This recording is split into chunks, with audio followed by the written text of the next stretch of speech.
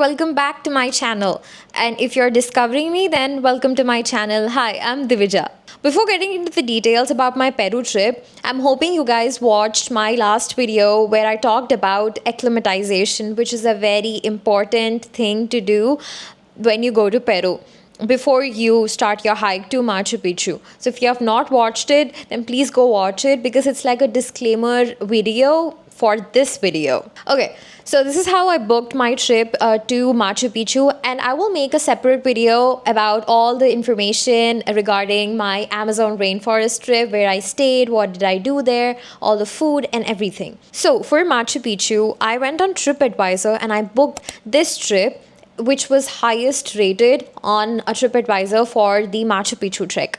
It's a 4 days, 3 nights Inca Trail trek to Machu Picchu with a panoramic train ride on the way back. So you basically hike one way to Machu Picchu, and on your way back, you will take a train to reach your starting point of your trek. So the first thing you do is book your flight, obviously. Cusco is the mountain town which is the starting point of Machu Picchu, and here's how you reach it. So book a flight from whichever city you're living in to Lima, the capital of Peru. So from Lima, you book a local or domestic flight to Cusco. There are very few direct flights to Cusco, and I don't recommend it. It's easier to fly from Lima to Cusco. It's cheaper, and it's a very short trip. So whenever I travel, I usually stay in hostels. So this is the hostel that I booked in Cusco. And I'm telling you again, please make sure that you get acclimatized to that elevation. Stay at least 4 or 5 days in Cusco. Just walk around, explore the neighborhood before you start your trek anywhere to Machu Picchu or the Rainbow Mountain, anywhere. Watch my previous video, you will know the importance of acclimatization from the way I suffered. The trekking company I booked my trip with is called Trexperience. They have an office in Cusco. Once you've made this booking on TripAdvisor, you will have someone to communicate with all the time. Like you can have a chat going on. You can ask them all your questions on the TripAdvisor website. On this link, you can find all the details about the trip. You will understand what to expect from this trekking company, from the 4 days and 3 nights of the trek to Machu Picchu, all the details. And if you have any more questions, you can ask them like in person when you go to Cusco, or you can just, for you to prepare yourself, what to pack and everything, you can ask them. You can chat with them. On the day before the trek started, we had a briefing with the tour guides in the Trexperience office in Cusco. So this trek is an all-inclusive trek. It includes 4 days, 3 nights of stay, food, all activities, everything. You don't have to pay anything extra. Of course, you can tip the people who organize the trek, but besides that, you don't have to pay a single penny from your pocket. On the day before our trek, we had a briefing in the Trexperience office where we met everybody who's going to be a part of the trek. So there's going to be 2 tour guides, 16 hikers including me, and 24 porters. The porters are like the backbone of this entire trek. So what the porters do is they carry all the essentials that are needed for the entirety of the trek, meaning all the camping tents for the hikers, the camping tents for the porters. There's going to be a head chef and a sous chef also. They will carry the tents for the kitchen and all the food, all the ingredients, all the utensils. And there's also a person who carries a portable toilet with them to place in the campsite for everybody to use. Every single hiker is given a duffel bag with their name on it, where they put their essentials, only basic essentials, not to make it too heavy, which is required for all the 4 days of trek. So a pair of pants, one you wear and one for change, a pair of just tops, t-shirts, one you're wearing or maybe 2 for changing, and then a toothbrush, a toothpaste, and then probably a face wash and a moisturizer, and that's it. One thing, camping shoes, like to change from your hiking shoes when you're at the campsite. And that's it, not to make it too heavy, because these 24 porters also carry the duffel bags of all the 16 hikers. When we are hiking, we don't carry the duffel bags. We only carry a day bag In it, we put our water bottle, a sunscreen, some snacks to eat when we are tired, and that's it. Or maybe any medicines you have, some kind of medication you take, just that and nothing else. Because you need to walk, you need to hike up the mountains for several hours, and if you're wearing such heavy loads, you will just, it will weigh you down and it will slow you down. But these porters, they are very used to hiking. There are porters aging from 18 to 60 or 65, and everybody is so quick because they are born and brought up in that region. They are very used to living in such high elevations, and they always walk up and down the mountains, so they are used to doing it. And this is the format of the trek, because there is very limited habitation on the mountains. People who have some kind of livelihood, who grow crops or something in that mountain region, only those people are in the mountains. So there are no facilities for anybody else who's hiking. So the porters need to carry everything to the campsites until the end of the trek. So we need to make sure it's our responsibility not to make it easy for them and not to make it too hard. So we keep the duffel bag very light. So these are the list of things that I carried with me. So all the 4 days, of course, you will be camping, you will be sleeping in tents. So these tents are carried by the porters, of course, and you will be sleeping in the tents in sleeping bags. You can get your own sleeping bags, or you can rent from the trekking company. So I rented my sleeping bag and also hiking poles from the trekking company. And each of us is given a map which shows us the entire path from Cusco to Machu Picchu, and also how we are getting back. So it has the names of all the campsites, lunch spots, breakpoints, all the Inca architecture that's on the way to Machu Picchu, and all the information. So after the briefing, I went straight to my hostel, packed my duffel bag, and went straight to bed, because I had to wake up 3 a.m. in the morning, because the tour guides, they pick up every single hiker from their respective accommodations, and from there we drive. So they pick us up in a bus, and from there we go to a place called Ollanta Tambo. I think it's like a 30 minutes, an hour drive. So that's where we stopped for breakfast. People might think, since it's a trek and you'll be staying in campsites and everything, the food might not be great. But no, it was a feast for us. So we had breakfast, lunch, and dinner with variety of food and snacks in the evening. Like before dinner, we had tea, we had popcorn, we had crackers, we had sauces, jam, hot chocolate, and all different kinds of like locally produced vegetables. And I have food restrictions because I'm a vegetarian.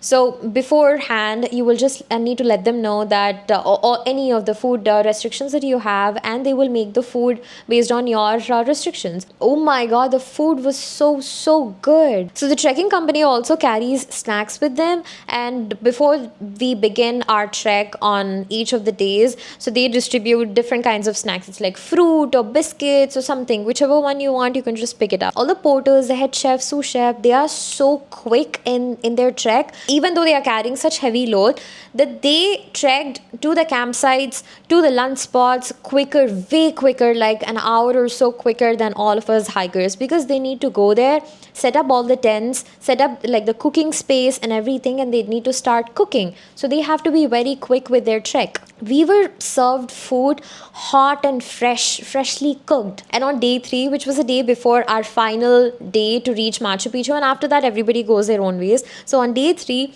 the head chef even baked us a cake. Can you imagine? He baked a cake on the campsite. It was a big cake. Everybody got more than a slice. So you don't have to worry at all about food.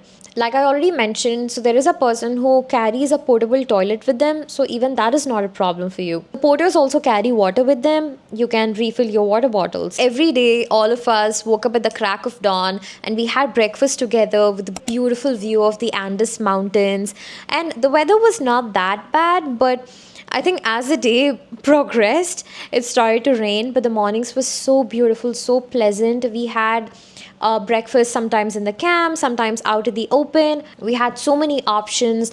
We had bread. There were like omelets for people who eat eggs. There's fruit. There is a root vegetable that is grown in Peru. I forgot the name of it. We had that. Every day, breakfast, lunch, and dinner, it was different. We never had anything that was repeated. So, like I said, it was a feast. So, you don't have to worry about food at all when you go on this trek. You might be thinking that the quantity of water or some ingredients or some snacks wouldn't last for all 4 days, which is true. So the porters, what they do is when we are hiking, so along the path, we cross many villages. Which are on top of the mountain. So they have only basic necessities like water or some fruit which is grown in the forest. So they refill their stock from those villages. So all the 16 hikers along with the two tour guides, we had all the meals together every single day, all the 4 days. It feels so nice to sit with a bunch of strangers, share your life stories over a meal. 3 out of 4 days, we ate the food that the head chef and the sous chef made for us in our campsite. But on the final day, before we reached Machu Picchu, we were only given breakfast. After our visit to the Machu Picchu, we got on a bus and we went to a restaurant where we had our lunch. I should mention something. So there is something called coca plant, which is grown in some parts of Southern America. So coca leaves are raw material for this word. I don't want to say it in case my video gets into trouble. So coca leaves are known to have medicinal qualities in them, and it is also believed that they can help with altitude sickness. So when I had altitude sickness, it was very severe. So the coca leaves were of no use.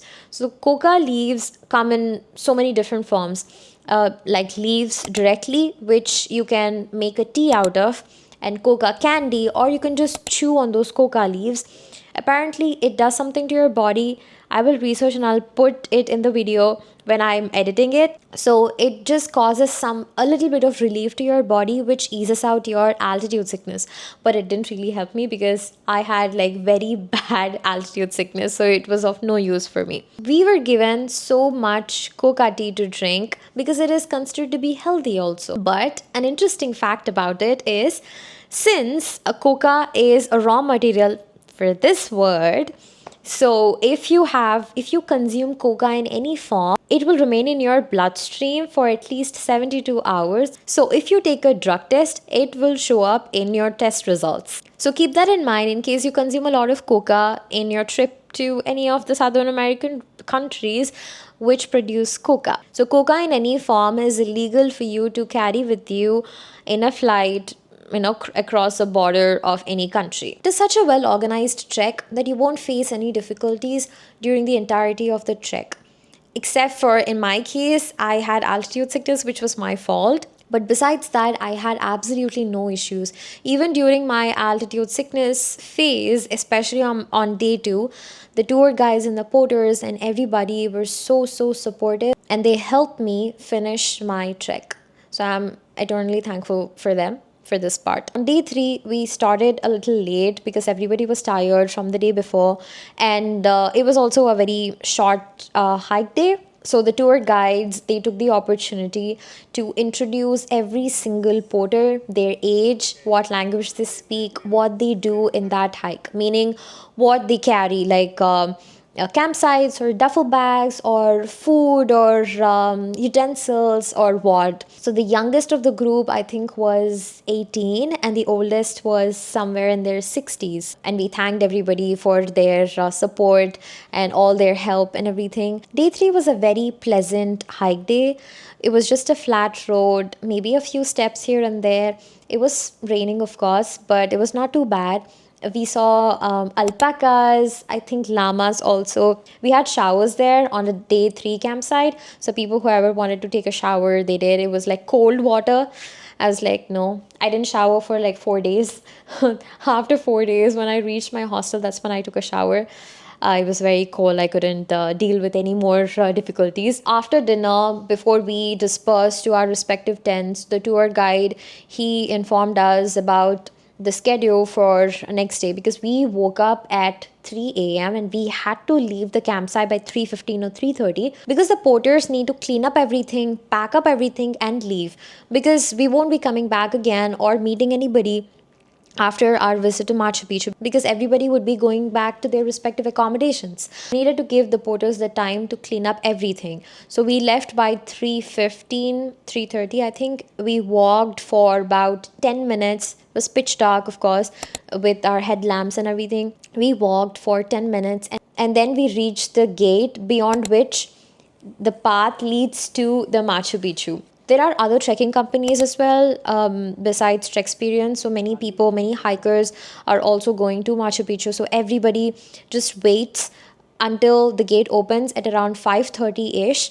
And as soon as the gate opened at 5:30, we hiked for about an hour or so. Oh no, not even an hour, and that's where we reached the sun gate. From there we can see the sunrise and also the top view of Machu Picchu. Do you know what the view was when we went there? It was this. Yeah, it was cloudy. We couldn't see a single thing.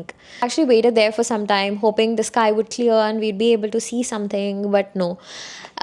So we just gave up, and because we had to continue with our hike. So we hiked for some more time and then we reached the famous photo spot of Machu Picchu. Finally, I finally have seen Machu Picchu. Even then, it was a little cloudy because we reached around 7:30 ish or something, so it was still cloudy. At 8:30, that's when the clouds cleared and we got a good view of Machu Picchu. So the tour guide explained us the significance of Machu Picchu. It was discovered no longer than 500 years ago. That's why it's called the lost city of Incas. So the Inca civilization, they built an entire city up in the Andes Mountains, and for just 500 years ago, a history teacher, he discovered the existence of that city. Nobody knew at all because the Inca people, they were trying to save themselves from an invader. So the invader had no clue that an entire civilization existed up in the mountains. Even no humans knew until 500 years ago. I was so amazed at the architecture because they built the entire city in the mountains by carving the mountain. It's not like they brought bricks or stones from down from Cusco and climbed all the way up to Machu Picchu. No, they carved the mountain. They didn't get anything external. Oh, by the way, do you know how we did our skincare in the mountains? Like this. We were given a very little tub of water. You brush your teeth, you wash your face, whatever you want to do, you just do it with that. So that's how my Machu Picchu trip went. I've trekked to Machu Picchu.